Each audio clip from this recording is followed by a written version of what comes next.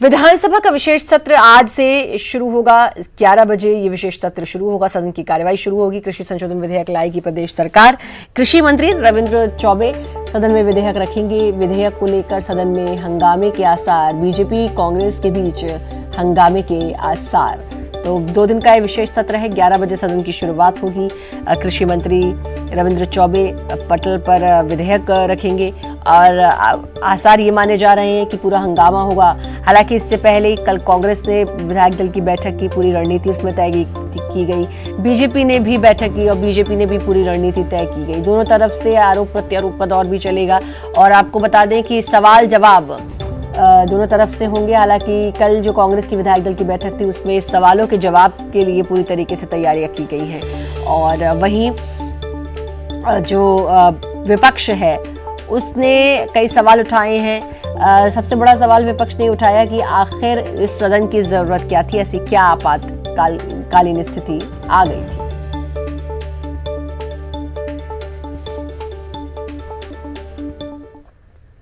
केंद्रीय कृषि कानून को लेकर सियासत गर्म में है और इस कानून के छत्तीसगढ़ सरकार भी विरोध कर रही है। इस कड़ी में आज से छत्तीसगढ़ विधानसभा का विशेष सत्र शुरू हो रहा है जो कि 2 दिनों का है, लिहाजा इसकी तैयारी भी कर ली गई है। बीजेपी और कांग्रेस एक दूसरे पर निशाना साध रहे हैं। वहीं सत्र के से पहले बीजेपी और कांग्रेस दोनों ने रणनीति बनाई।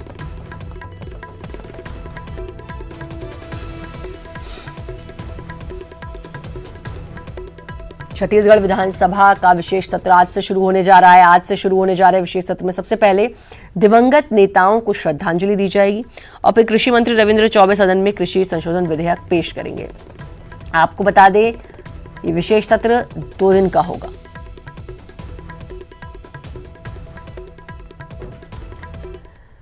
विधानसभा के विशेष सत्र को लेकर सोमवार को मुख्यमंत्री भूपेश बघेल की अध्यक्षता में सीएम हाउस में बैठक हुई। बैठक में रणनीति बनाई गई कि सदन में कांग्रेस सरकार अपने संशोधन विधेयकों को सदन के पटल पर रखेगी और सदन के पटल पर रखने के बाद संशोधन विधेयकों पर चर्चा होगी। विधायक दल की बैठक में केंद्र सरकार ने जो 3 काले कानून लाए हैं किसानों के खिलाफ, गरीबों के खिलाफ, उसको लेकर विस्तारपूर्वक चर्चा हुई है और हमारे प्रदेश में आदरणीय मुख्यमंत्री जी ने पहले ही कहा था कि हम अपने प्रदेश में अलग इसके खिलाफ कानून बनाएंगे, तो जिसको लेकर आज चर्चा हुई है। ये कानून जो बनाया गया है इन्होंने देश में 2-3 लोगों को, बड़े लोगों को फ़ायदा पहुंचाने के लिए बनाया है। इससे सारे किसानों को नुकसान होगा। आज जो किसान मंडियों के माध्यम से धान खरीदते थे, मंडियों के साथ जुड़ते थे, बहुत सारे ऐसे किसान थे जिनका मंडियों के कारण बहुत सारा आदान प्रदान होता था। लेकिन अभी केंद्रीय इसको वो केंद्रित कर दिए कि 2-3 जगह के जो बड़े लोग हैं, 2-3 लोग, तो वो जो मॉल के थ्रू बेचेंगे ना, तो उसके कारण किसानों को जो लाभ होता है, जो होता है, ये सब नहीं हो पकड़ेगा। तो इसको लेकर सदन में चर्चा होगी और हमारा जो भी ये नियम बनाए गए उसके तहत चर्चा करके उसको पास करेंगे। सोमवार को रायपुर में बीजेपी विधायक दल की बैठक हुई जिसमें बीजेपी की रणनीति तय की गई। आपको बता दें बीजेपी विधायक दल की बैठक में सत्र में सरकार को घेरने की तैयारी की गई। मीटिंग के बाद नेता प्रतिपक्ष धर्मलाल कौशिक ने कहा कि विधेयक लाने की जरूरत ही नहीं थी। वहीं पूर्व सीएम रमन सिंह ने सवाल पूछते हुए कहा कि आखिर ऐसी क्या जरूरत थी, सत्र की क्या जरूरत थी, कौन सा आपातकाल आ गया था। जिस विषय को लेकर कांग्रेस विशेष सत्र बुलाया, जो निश्चित रूप से 2 सत्र के बीच में और कौन सी इतनी इमरजेंसी या आपातकाल आ गया था कि विशेष सत्र बुलाने की जरूरत पड़े, क्योंकि ऐसे सत्र तभी बुलाए जाते हैं जब कोई आपात स्थिति रहती है। कोई तर्क और कोई कारण नहीं, और कारण बता रहे हैं कि धान खरीदी हमको करना है। धान खरीदी 1 दिसंबर को करना है और अभी इसके लिए धान खरीदी का इससे संबंध क्या? सोसाइटी धान खरीदती है और धान खरीदने की व्यवस्था होती है। इस कानून का, इस बिल का कोई उससे न लेना या न देना। तो ये एक प्रकार से भारतीय जनता पार्टी के सारे विधायक अपनी बात को रखेंगे, औचित्य के विषय में भी प्रश्न रखेंगे और जितने भी मुद्दे उन्होंने उठाए हैं इस एक्ट के संबंध में, उसकी कानूनी वैधानिक जो गड़बड़ियां हैं उस विषय को लेकर एक सदस्य बोलेंगे। सबसे पहली बात तो यह है कि जो केंद्र सरकार जो लाए हैं और जिस बात को लेकर के हल्ला मचा रहे थे कि वो किसान विरोधी बिल है, लेकिन जिस प्रकार से यहाँ संशोधन लाए हैं तो एक तो ये साबित कर दिए कि जो केंद्र ने लाए हैं वो सब किसान विरोधी नहीं है बल्कि किसान के हित में है। और दूसरी बात, यहाँ पर जो बिल लेकर के आए हैं वो बिल वास्तविक में किसान को जो लाभ मिलना चाहिए, उस बिल को देखने के बाद में एक नज़र में ऐसी कोई उसमें उल्लेख नहीं है कि जिससे किसानों के हित में हो और किसानों के लिए लाया गया हो, बल्कि राज्य सरकार को कैसे आमदनी बढ़े, मंडियों के केवल विषय में, मंडी के विषय में बातचीत उसमें है। तो जो किसानों की दुहाई दे रहे हैं, तो इस बात को लेकर के पूरे विस्तार के साथ में चर्चा करेंगे। और ममता हमारे साथ हमारी संवाददाता जुड़ चुकी है। ममता, आज से विशेष सत्र 2 दिन का शुरू होने जा रहा है और कृषि मंत्री भी विधेयक अब सदन पर रखेंगे, लेकिन हंगामा होने का आसार है क्योंकि विपक्ष तो लगातार पूछ रहा है कि ऐसी क्या जरूरत आन पड़ी थी इस विशेष सत्र को बुलाने की। बिल्कुल, 11 बजे से सदन की कार्रवाई शुरू होगी और अगर हम बात करें तो चूंकि केंद्र ने जो कानून लाए हैं, कृषि कानून, कृषि संशोधन कानून, उसको लेकर लगातार कांग्रेस विरोध करी थी और फिर कांग्रेस जो सरकार है उसने उन्होंने अपना जो कृषि कानून वो बनाने जा रही है और उसको लेकर एक तरह से कहें कि यहाँ पर चर्चा होगी। लेकिन चर्चा में हंगामा जरूर होगा, इसलिए होगा कि लगातार जो केंद्र के विरोध में ही ये कानून लाया जा रहा, तो जाहिर तौर पर बीजेपी जो है, चूंकि विपक्ष में चूंकि केंद्र में बीजेपी की सरकार है और बीजेपी की सरकार ने ये कानून जो है वो कृषि कानून जो है वो लाया है, तो उसको लेकर होगी। और साथ ही जिस तरीके से लगातार विपक्ष कह रहा है कि इतनी इमरजेंसी क्या हुई कि सत्र अचानक से बुलाना पड़ा, तो इसको लेकर भी अगर हम बात करें तो वहां पर काफी हंगामा देखने को मिलेगा। और लगातार विपक्ष ये कहता रहा है कि एक बार अगर आमना सामना हो सरकार से तो तमाम तरह की चीजें जो है वो बताई जाएगी और ये भी बताया जाएगा कि क्यों जो है राज्य सरकार, जो बीजेपी का दावा है कि राज्य सरकार बिना कुछ इस कानून का एनालिसिस किए हुए विरोध कर रही है, वहीं के जो राज्य सरकार है उनका कहना है कि इस कानून के जरिए जो मंडी की जो एक तरह से कहें कि जो सुविधा है किसानों के लिए वो खत्म हो जाएगी और कुछ उद्योगपतियों की मोनोपोली हो जाएगी, किसानों को के पास कोई रास्ता नहीं रह पाएगा और कॉन्ट्रैक्ट फार्मिंग जो है उसको एक तरह से बढ़ावा मिलेगा। और ये जो कानून है वो कहीं ना कहीं किसानों को के हितों में नहीं है। तो ज्यादातर पर दोनों ही पक्ष जो है आमने सामने है और पहले तो ये था कि इस सत्र को लेकर अनुमति मिलेगी या नहीं, तो लगातार इस सत्र जो है विवादों में आ रहा था, लेकिन बाद में अंततः राज्यपाल की अनुमति मिली और उसके बाद में ये सत्र किया जा रहा है। तो देखना ही होगा कि और कितना हंगामा सत्र के दौरान होता है। 11 बजे से सत्र शुरू होगा तो अब देखने को मिलेगा कि कितना हंगामा होता है। ममता, बने रहिए आप हमारे साथ।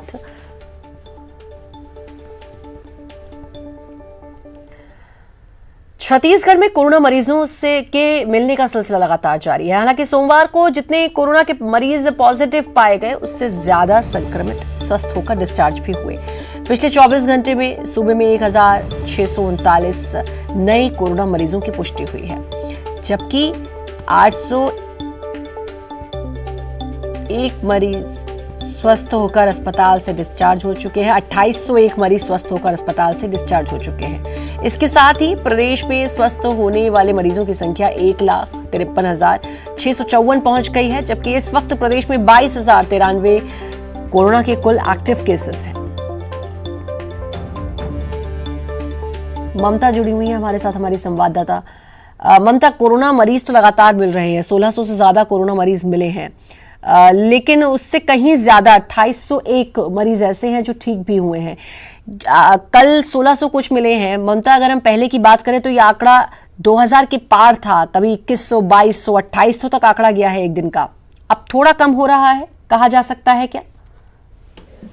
देखिए, आंकड़े तो कम हो रहे हैं और अगर हम देखें तो देश भर में आंकड़े लगातार थोड़े कम हुए हैं। और लेकिन अगर हम बात करें तो पिछले दिनों भी जो एक सच्चाई सामने आई थी वो ये था कि जिस दौरान कोरोना संक्रमित लोगों की बहुत ज्यादा मौत हो रही थी, उनकी जो रिपोर्ट है वो नहीं दी जा रही थी। बाद में विलंब से जो रिपोर्ट्स कम आ रही थी, महीने जब कम मरीज मिल रहे थे या मौतों के आंकड़े कम थे, तो उसको उसमें जोड़कर बताया जा रहा था।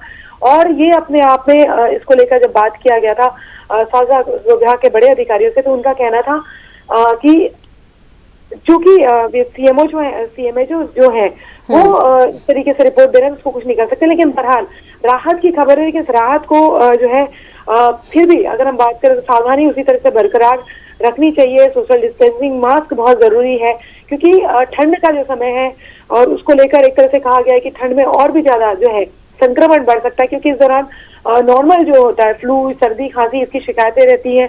इम्यूनिटी सिस्टम जो है वो इसके चलते नॉर्मल सर्दी, खांसी, बुखार के चलते थोड़ा कमजोर रहता है, तो ऐसे में संक्रमित होने का खतरा जो है और बढ़ा हुआ रहता है। तो ऐसे में ये इन आंकड़ों पर ये जरूर है कि थोड़ी सी हम राहत ले सकते हैं, लेकिन फिर भी हमें ये भूलना नहीं चाहिए कि कोरोना का जो संक्रमण काल है वो लगातार जारी है।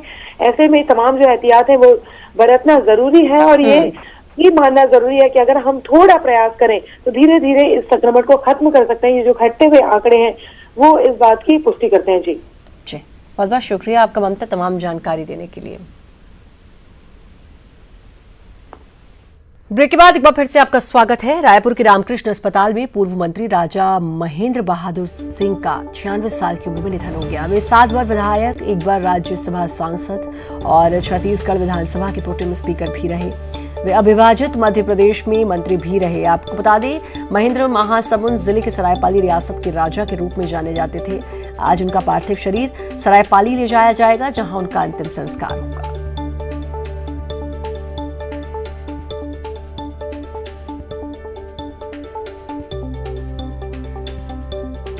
राजा महेंद्र बहादुर सिंह का निधन हो गया।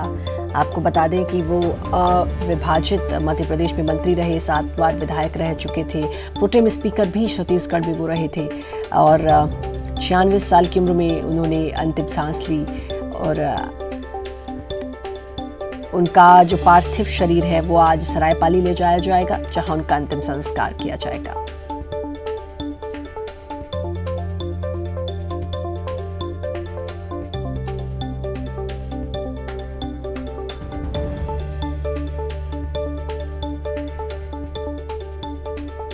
तो 96 साल की उम्र में राजा महेंद्र बहादुर सिंह का निधन हुआ। छत्तीसगढ़ में उन्होंने रामकृष्ण अस्पताल में आखिरी सांस ली रायपुर के, और अविभाजित मध्य प्रदेश में वो मंत्री रह चुके थे, 7 बार विधायक, प्रोटेम स्पीकर भी वो रहे, 1 बार राज्यसभा सांसद भी वो रहे थे।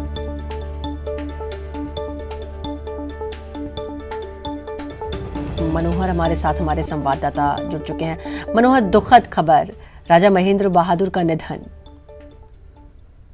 सरायपाली रियासत के राजा कहे जाते हैं महेंद्र बहादुर सिंह जो हैं, और जो बसना विधायक है देवेंद्र बहादुर सिंह, वन विकास निगम के अध्यक्ष भी हैं, उनके चाचा हैं। और उनके 96 वर्षीय महेंद्र बहादुर सिंह के कल रायपुर के रामकृष्ण अस्पताल में निधन हुआ है। वो पिछले कुछ दिनों से अस्वस्थ चल रहे थे और उनका कोरोना रिपोर्ट भी पॉजिटिव आया था, और लिहाजा पूरे जैसे ही महेंद्र बहादुर सिंह की निधन की सूचना जो है वो जिले में मिली और जिले वासियों में काफी शोक की लहर है। आज जो है उनके पार्थिव शरीर को सरायपाली लाया जाएगा, जहां शासन के गाइडलाइन और नियमानुसार जो है उनको अंतिम संस्कार किया जाएगा। आपको बता दें कि ये महेंद्र बहादुर सिंह जो है वो कांग्रेस के काफी दिग्गज नेता माने जाते हैं। ये अविभाजित मध्य प्रदेश इसमें जो है 7 बार विधायक रहे हैं, 1 बार राज्यसभा का सांसद रहे हैं, छत्तीसगढ़ विधानसभा के प्रोटेम स्पीकर रहे हैं। मतलब कुल मिला के पूरे सरायपाली रियासत के एक गढ़ में इनका काफी पहुंच थी, और कांग्रेस के आला जो नेता हैं उसमें भी इनकी काफी अच्छी पहुंच थी। तो एक तरह से कहा जाए कि पार्टी के लिए भी बहुत क्षति है और रियासत के लिए बिल्कुल रियासत की एक बड़ी क्षति। बहुत बहुत शुक्रिया।